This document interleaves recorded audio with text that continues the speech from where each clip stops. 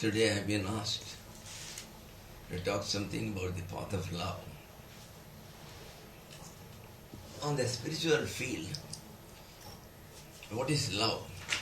Well, I would say, up to a certain stage, what I am going to tell, it applies in the common, the phenomenal world, our life in this phenomenal world.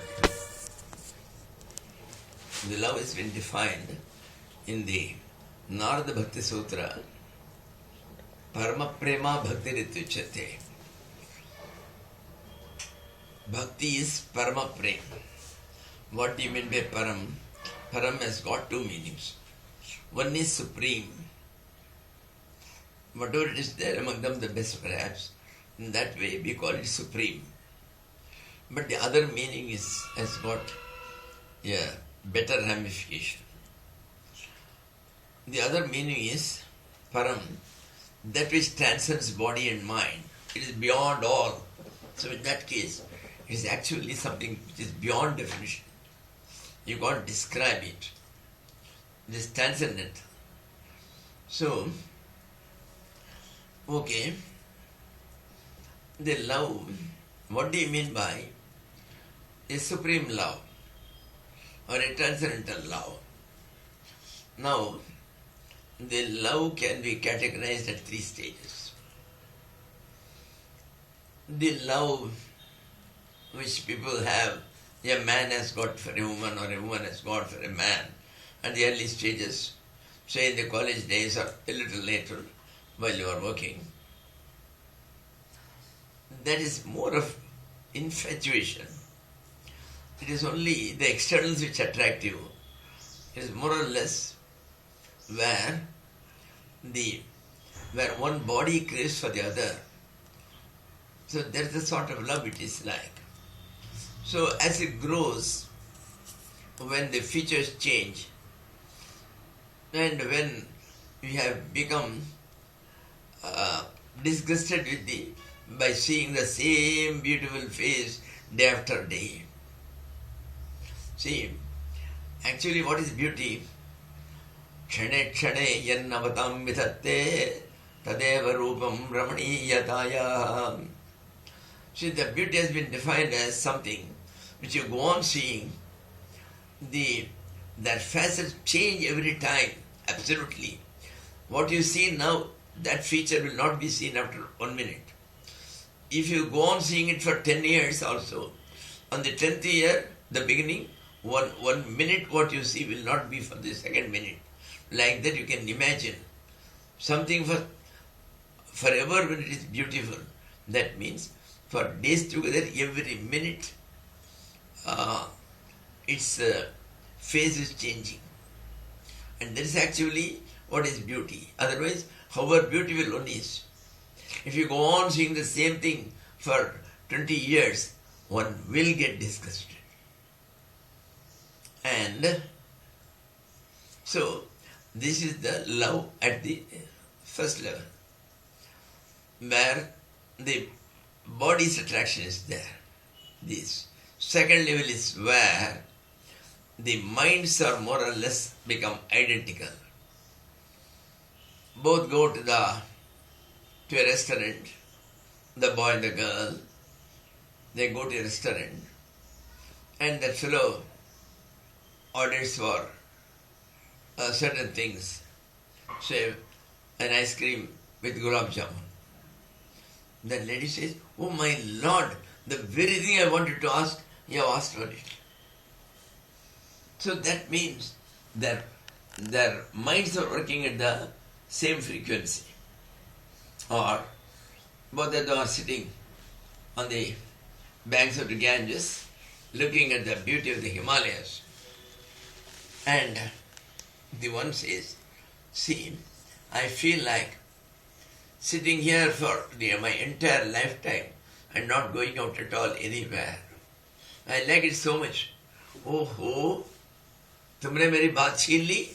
You have just snatched the words which are coming out of my mouth practically. I also feel the same thing. So this is the second level where the minds are one.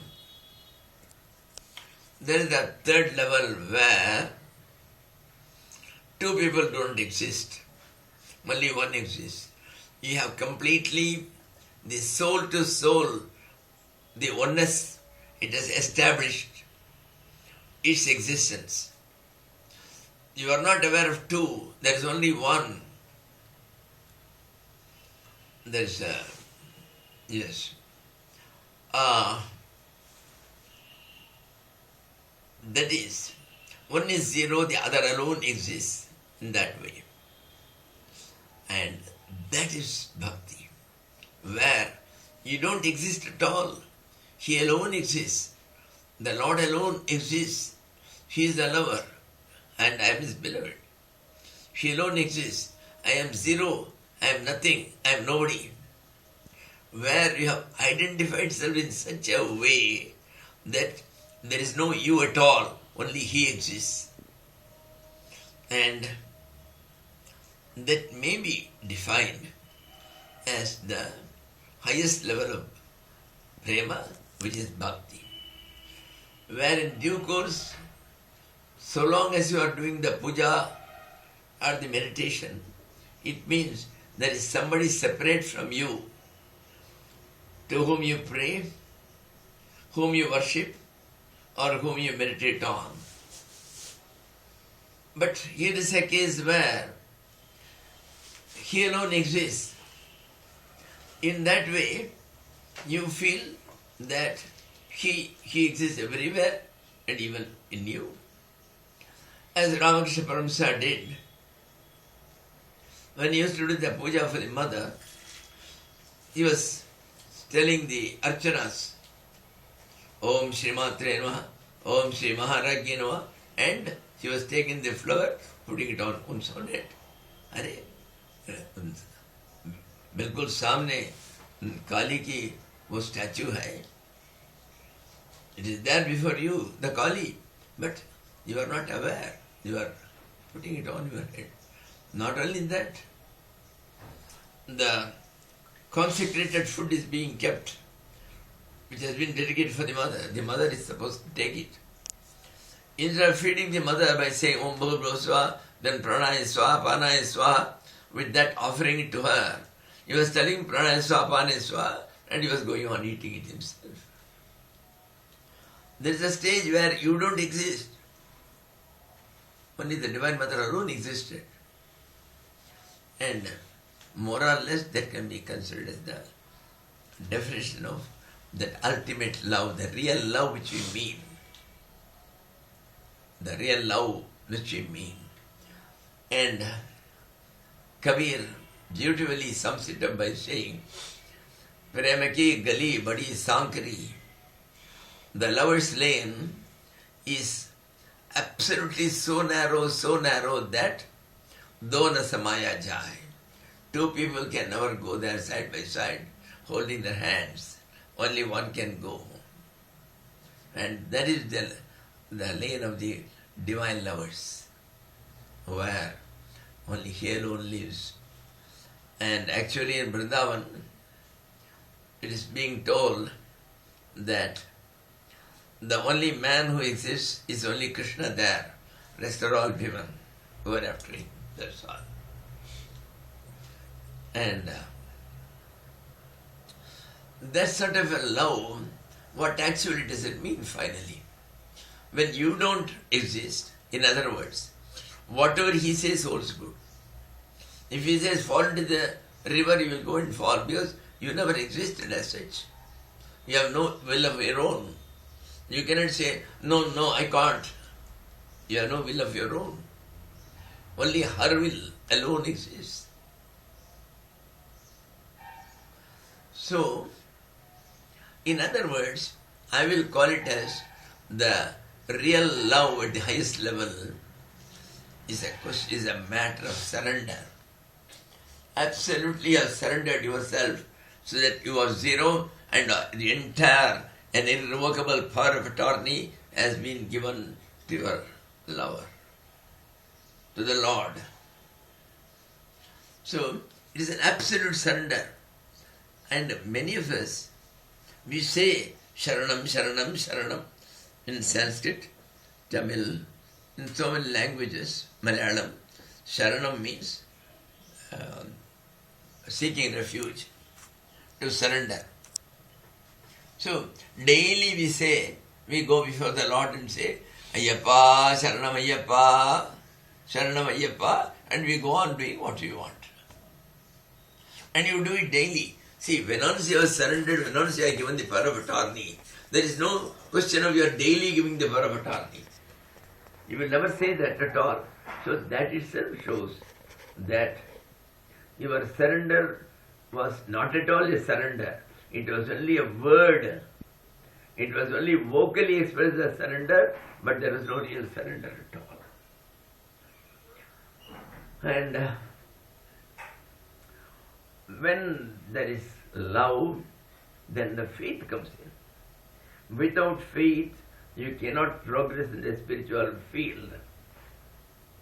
If I don't have the faith that there is a God, then there is no question of your doing sadhana at all. Any sadhana which you do is either hypocritical or simply you do it on compulsion. The compulsion of the Guru. And it is of no use. Surrender means completely, Lord, thy will be done, not mine, not mine. So that is a real surrender. So,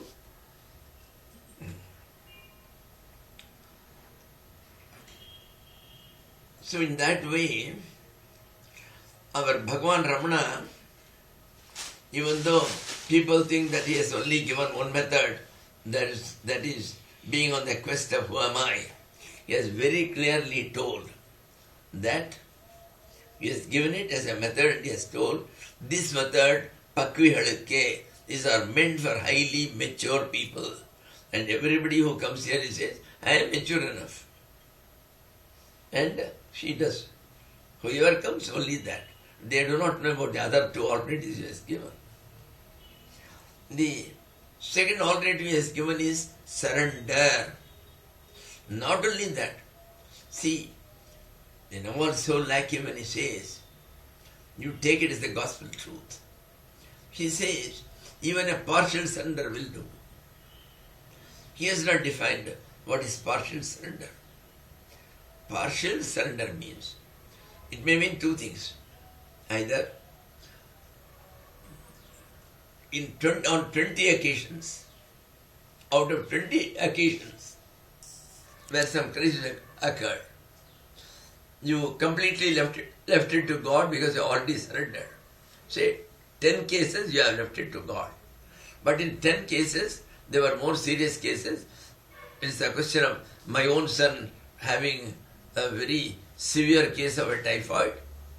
For the past 1 month, his temperature is not coming down. Well, in that case, I know a foreign doctor has come. He is supposedly an expert. So, will you not call on him? If you call him, then what is the question of you are giving the power of attorney? You have left it to him. Lord, thy will be done, and then this is your will. Lord didn't tell you, call him. So, it's not everywhere. So, partial surrender is, even if you begin to do it in 10 cases out of 20, then it will grow. Your faith will grow. Finally, when you come to that stage where you leave it all to the Lord. That's all.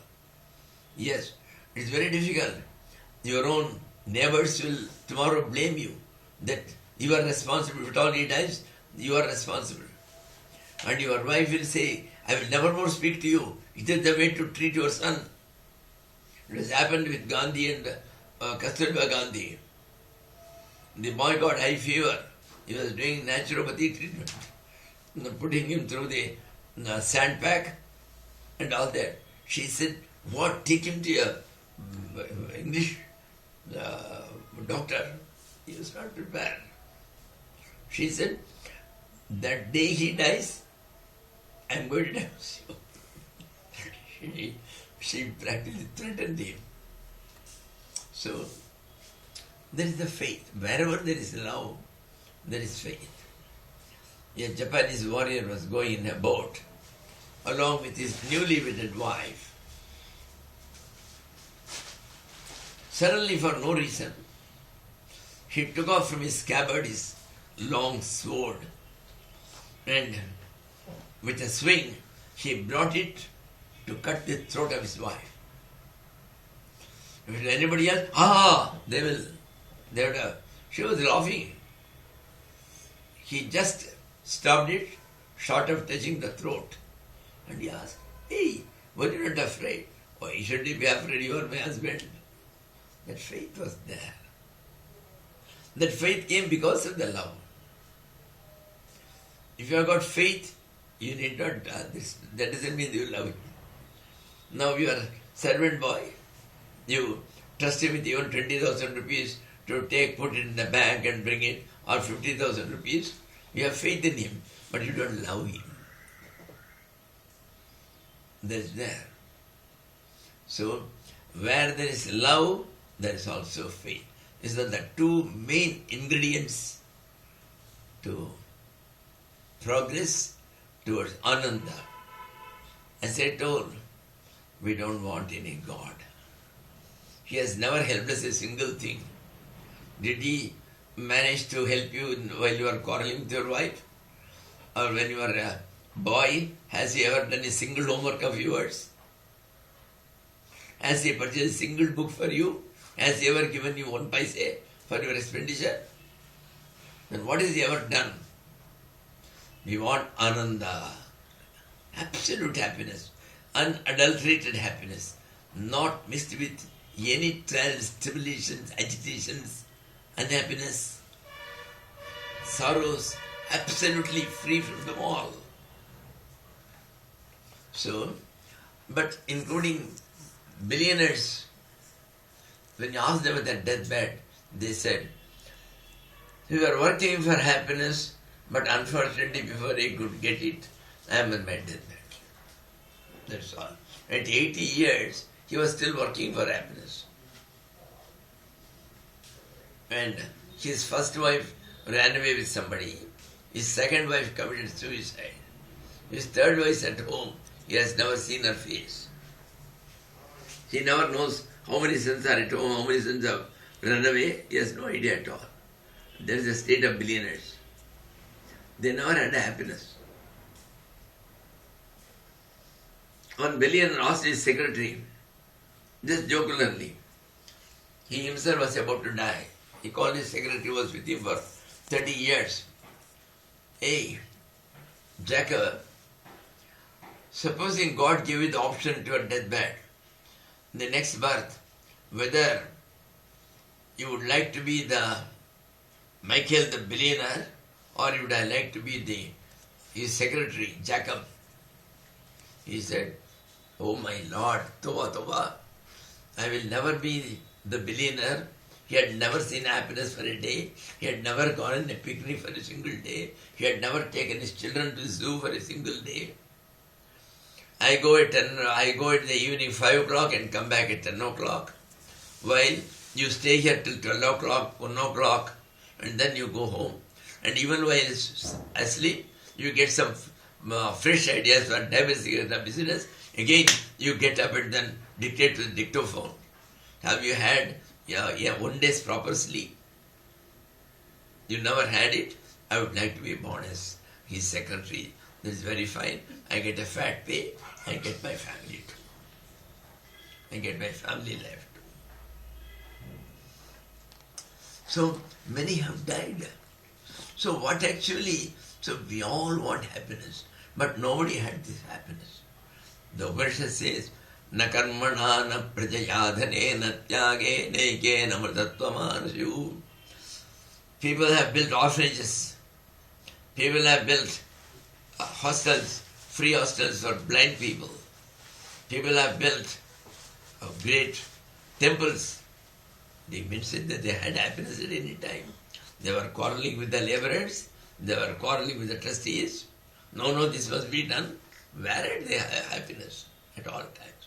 They were only more involved in all these things. What they were doing was as much a worldly job as anything else. It had nothing to do with spirituality. Yes, at the most, they are supposed to have purified your heart. Where does the purification came? You are quarreling with the trustees. You say, I will not talk to you, I will resign my membership and all that. Was it peace? You have never had peace. You never had happiness. So, our entire aim is to have happiness.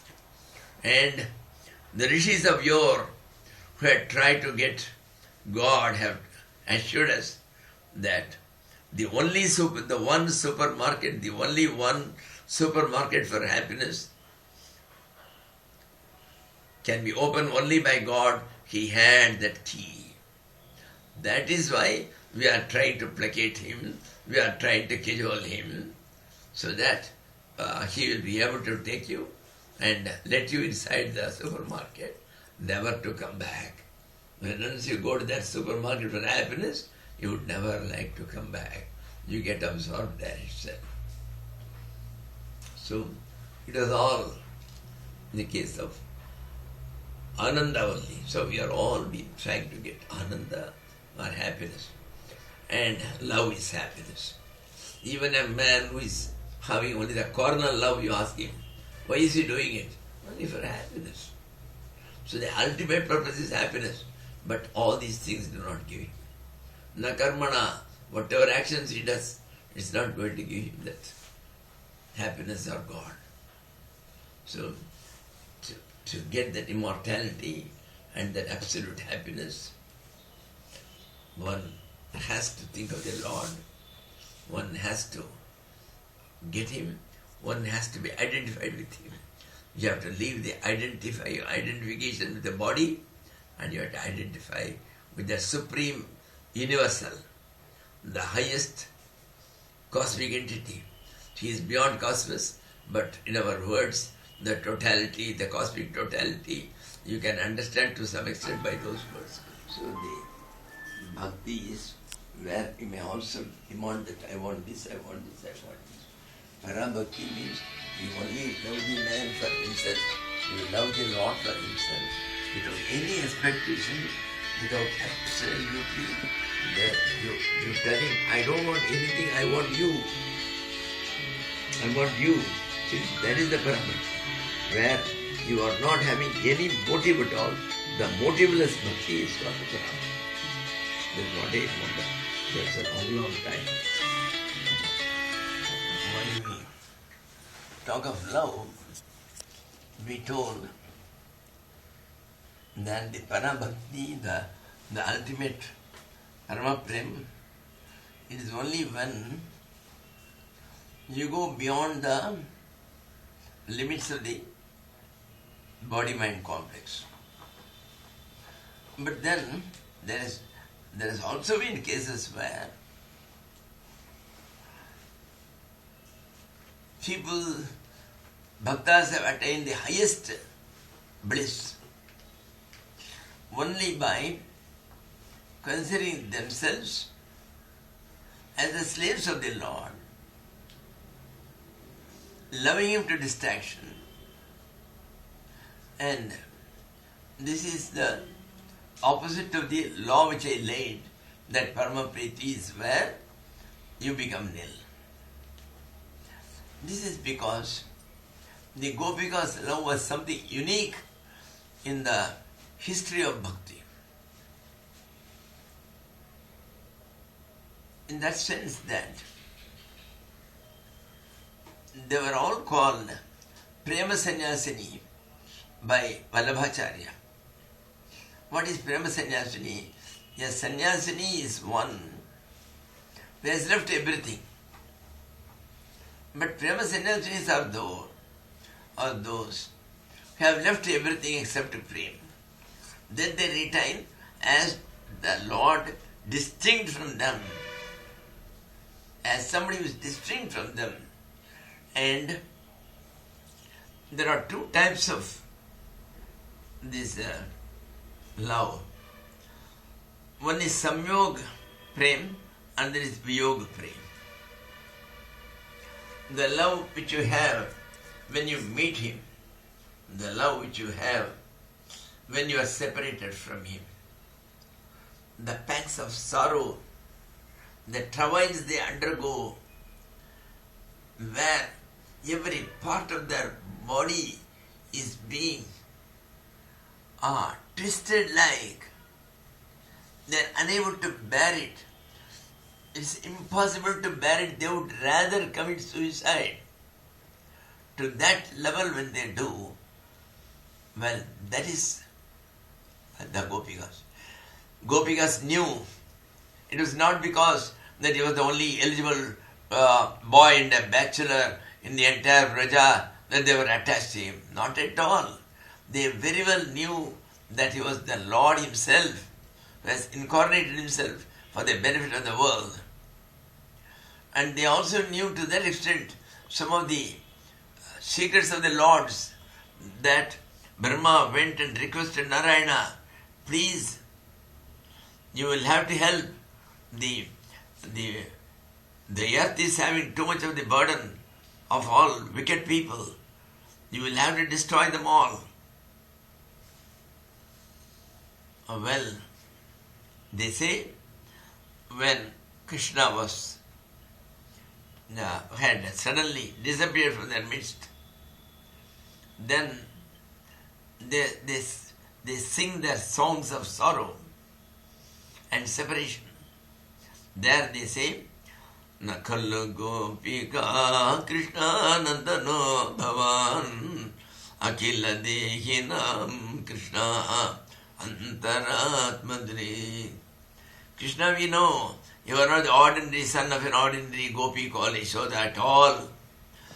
You are that indweller who is the witness of all the actions of the Jivatman. Antaratmadrik, the one who sees from inside our hearts. Then, Vikhanna Sarthito Krishna. The Vikhannas is the name of the Brahma. The four-headed creator, Brahma himself went and requested him for Bhavana Gupte, for the protection of the world. So like that they knew pretty well, and then as a Lord they love him and not as any paramour at all. And secondly, as I told, the people, the Gopikas who came to Krishna, they all had some time of entertainment. He danced with them all. How? Again, love takes many forms. The Lord is the embodiment of love. With each of the gopis, he takes one form and is dancing with her. That's there. If there are 150 gopis, there are 150 Krishnas. Well, whatever it may be, for the Lord, is it not a bit morally something bad to be dancing with those girls? No, because he says, Yatarbhaga swapratibamba vibhramati. A small child goes into the mirror and sees himself there. And if you have got more than 1 or 2 mirrors, you will find a series of Krishnas and Gopis there. A series of Krishnas, two Krishnas, a pair of Krishnas. There is no other person, but he sees them. And then he embraces that Pratibimba. The same thing. See, the Gopikas were nobody else, but they were his Pratibimbas. That's all. A Jivatma is nothing but the reflection of the Paramatman. There is never a Jivatma at all. There is never an individual at all. It's all only a dream drama which looks to us as if that we were all individuals in that. It is the Lord who is acting everywhere. The Lord who has become Abir, the Lord who has become Anisha, the Lord who has become Chantaranda. He has become all the people in South Africa, all the people in Europe, all the people in East Africa. Everything was He. He has become the leaf, He has become the root, He has become the stem.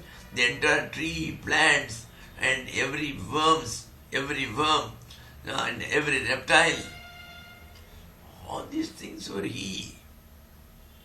Yes, gone with them at all. So, in the same way, he is going with the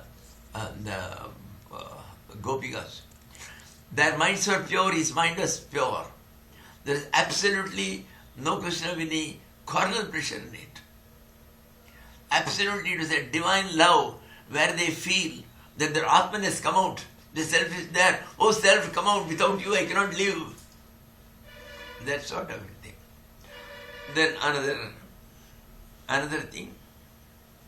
See, for the Lord's sake, nobody has told them. They were not rishis.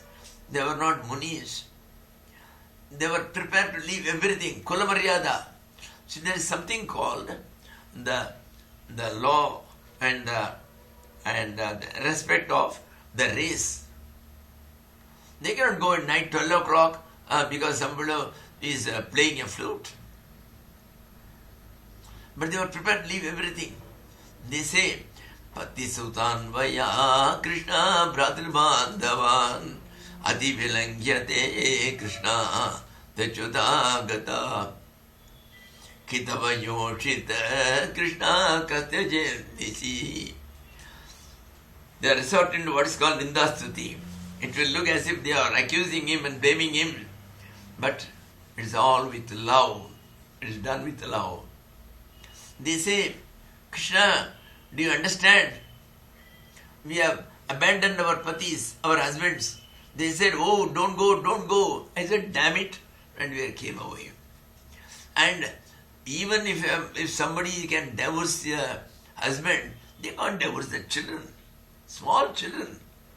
Children which has not come out of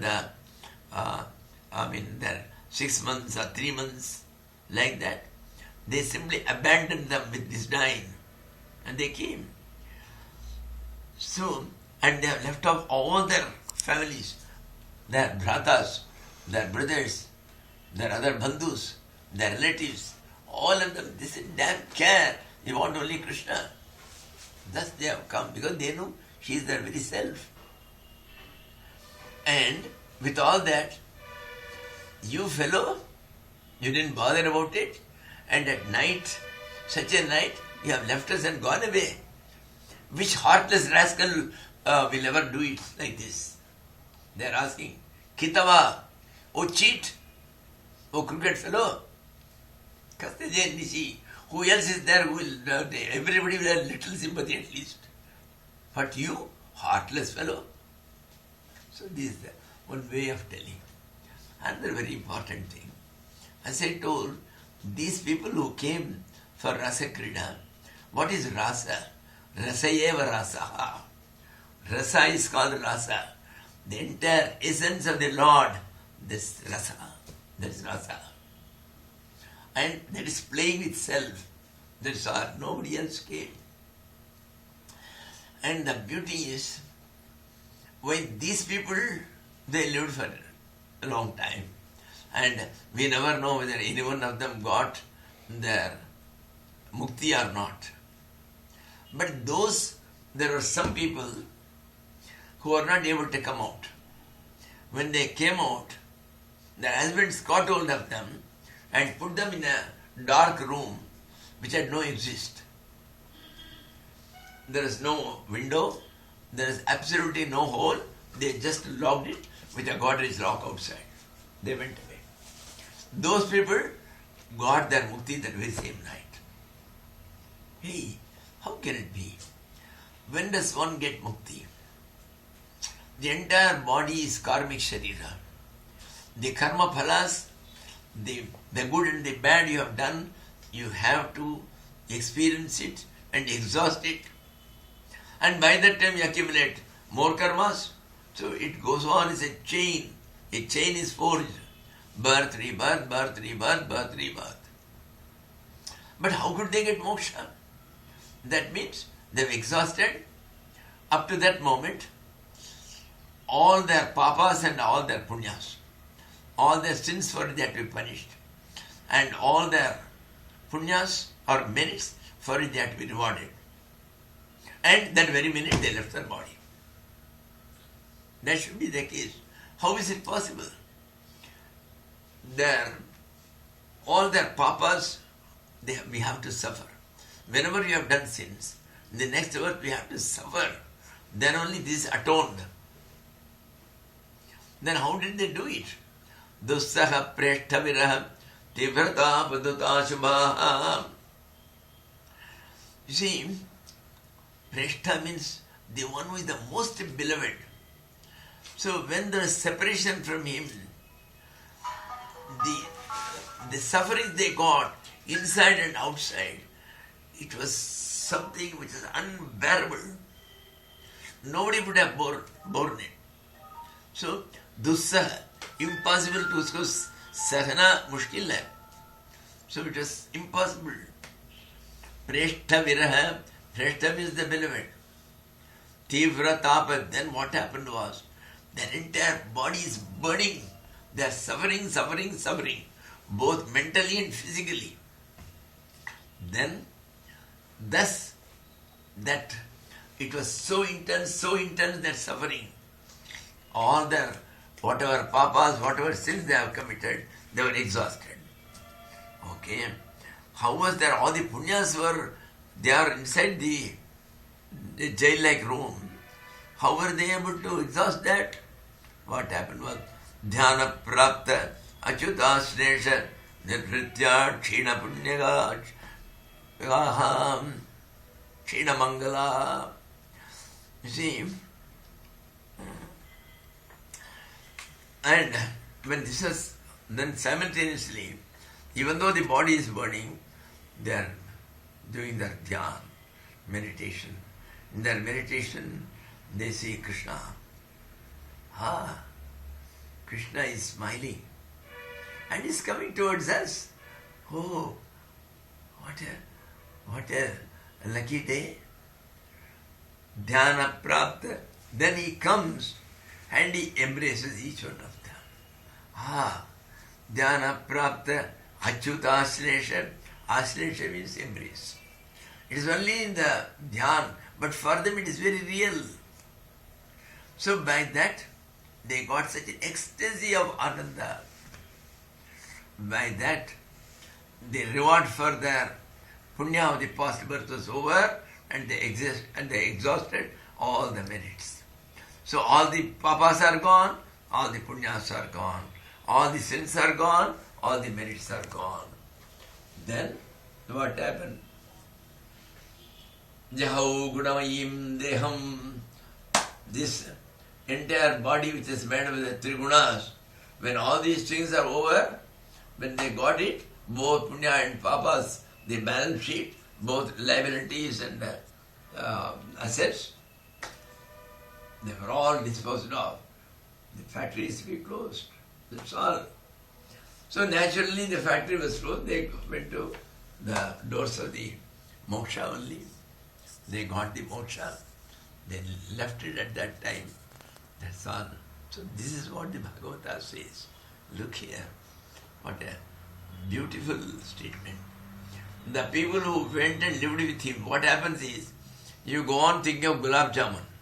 Whenever the gulab jamun comes in your hand, you will not bother with gulab jamun at all. You will be thinking of, my mother used to prepare that Rajbhog.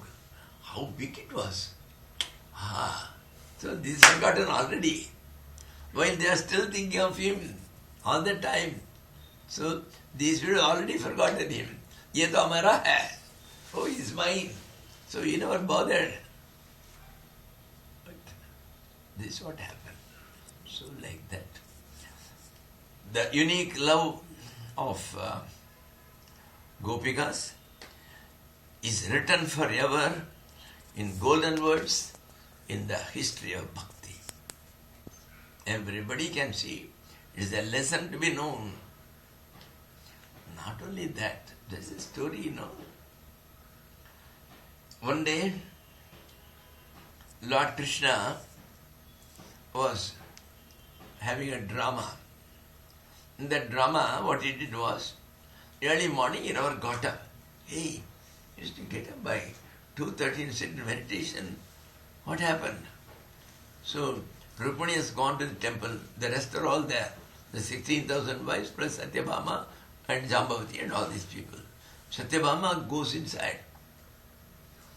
She says, "Hey Krishna, what are you doing today?" "Don't talk to me. I'm having severe headache. Severe headache. And please don't talk to me at all." "Oh, my Lord." Then she called all the doctors, Unani, Ayurveda, Allopathy, except Jagatpati. Jagatpati is here. So they called all. They all came. They all said, within 10 minutes it will stop. 10 minutes, nahi, 2 घंटे हुआ, कोई फर्क नहीं पड़ा. It was not cured at all. Luckily, Narada came there. Narada, you please tell me what we have to do. He's having headache. He knew all the tricks of Bhagavan. He went inside. With a wink he said, "Hey Krishna, what is all this? Hey, you always treat everything lightly. Here it's a fact." Then tell me, you are the ultimate. What should be done for your headache? If some gopika is to wash her feet, if some lady is to wash her feet and give her padotaka, and if you drink it, then it will be cured. If I drink it, then I will be cured. And it's so easy. 60,000 wives, 60,000, one will give at least. He went and asked Satyabhama. She asked him, "If I give you the Charanodika, what will happen?" Narada said, "You will go to hell." What else is that? It's so simple as that. You will go to hell.